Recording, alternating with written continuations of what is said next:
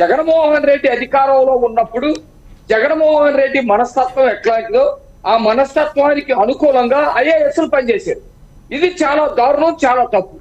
దీనివల్ల ఏం జరిగింది? జగన్మోహన్ రెడ్డికి ప్రజల యొక్క ఆస్తిని కూడబెట్టారు, జగన్మోహన్ రెడ్డికి భయపడ్డారు. ప్రజల ఏదైతే సహజ వనరులు ఉంటాయో వాటి మొత్తాన్ని కూడా దోపిడీ చేసి జగన్మోహన్ రెడ్డికి అంటగట్టినట్టు కనపడతా ఉంది. అట్లాగే మానవ వనరుల మొత్తాన్ని కూడా విధ్వంసం చేశారు. ఎవరైతే యువత ఉందో యువతను మొత్తాన్ని పెడదారి పట్టించేటట్టు కేవలం ఒక అవినీతి చేసి కోటాది కోట్లు లక్షలాది కోట్లు సంపాదించుకోవటానికి వీళ్ళందరూ కూడా పనిచేశారు. అది చాలా స్పష్టంగా కనపడతా ఉంది. ఏదేమైనా వాసుదేవరెడ్డి చేసినటువంటి అకృత్యాలు మామూలు విషయం కాదు. మానవ వనరులు ఉన్నాయో, మనుషులు ఉన్నారో, ఆ మనుషుల యొక్క ఆరోగ్యాన్ని కూడా పణంగా పెట్టి వాళ్ళ కుటుంబాలు ఛిద్రం చేసి, వాళ్ళ కుటుంబంలో భార్య భర్తల మధ్య విభేదాలు వచ్చేటట్టు చేసి, లేకపోతే కుటుంబంలో పిల్లలు కూడా పక్కదారి పెట్టే విధంగా చేసి వాళ్ళ ఆరోగ్యం క్షీణించి చచ్చిపోయి ఆ శవాల మీద డబ్బులు సంపాదించుకున్నటువంటి పనికి రూపకల్పన చేసినటువంటి వ్యక్తి వాసుదేవరెడ్డి. ఇతను ఎంత చేశాడంటే రకరకాల బ్యావరేజ్ డిస్టలరీలు ఏర్పాటు చేశాడు, వాళ్ళకి సంబంధించినటువంటి వాళ్ళకే డబ్బులు వచ్చేటట్టుగా.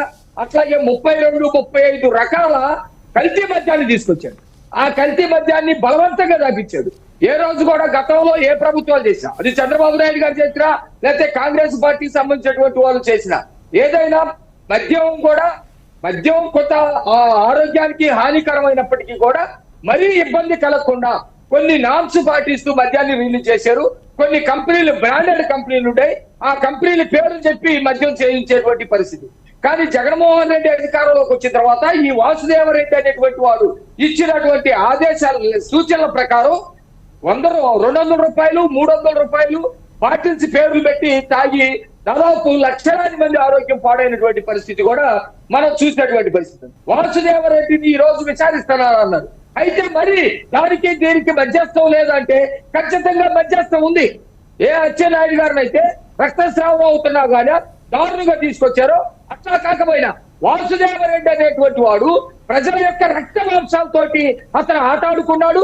దానిలో నుంచి ఇసుకలో నుంచి తైలం పిండినట్టుగా పేదవాడి మాంసంలో నుంచి తైలాన్ని పిండి జగన్మోహన్ రెడ్డికి కట్టబెట్టాడు. కాబట్టి అతన్ని కూడా ప్రజల ముందుకు తీసుకురావాల్సినటువంటి అవసరం ఉంది. ఆ దిశగా కూడా తీసుకొచ్చేటువంటి ప్రయత్నాలు ప్రభుత్వం చేస్తుంది. గత ప్రభుత్వం చేసిన అనేకమైనటువంటి అవినీతి ఆనవాళ్లు కూడా ఇప్పుడు కొంతమంది జగన్మోహన్ రెడ్డికి ఉన్నటువంటి తాబేదారులుగా బానిసలుగా బతుకుతున్న అధికారులు చాలా సాక్ష్యాల్ని తారుమారు చేసేటువంటి లేకుండా చేసేటువంటి ప్రయత్నాలు చేస్తున్నారు.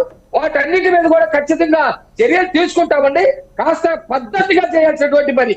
వాడు ఎట్లా కొట్టాడో ఏం కొట్టాడో తెలియకుండా అవినీతి పరుల మీద చర్యలు తీసుకున్నటువంటి పద్ధతిలోకి ముందుకెళ్తా ఉన్నాడు విజయ్ గారు. ఓకే మాణిక్.